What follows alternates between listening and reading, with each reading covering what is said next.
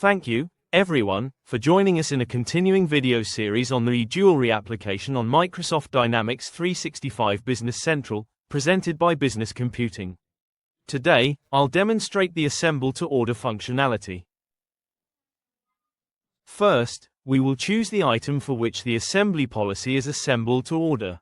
Thus, we'll select the item. We'll select any item. We will change the assembly policy to Assemble to Order. Scroll it down. Assembly policy falls under replenishment. We need to confirm that we have Assemble to Order. We will copy this item. We are going to create a sales order now. Click on New. Choose the customer.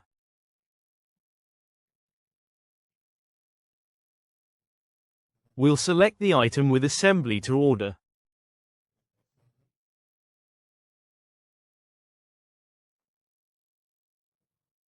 As you can see, the quantity to assemble to order is 1.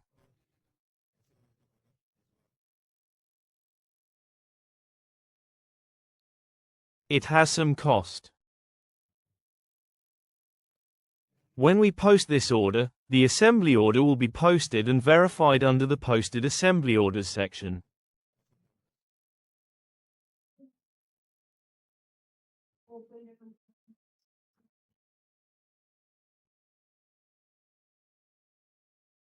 This has got posted. We will now look for posted assembly orders.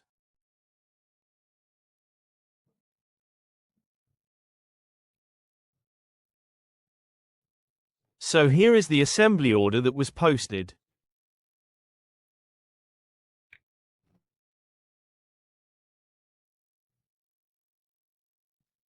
So this is how Assemble to Order functionality works. Thank you again for joining us today. Please visit Business Computing website at e-jewelry365.com for more information on e-Jewelry application on Business Central. Have a wonderful day. Thank you.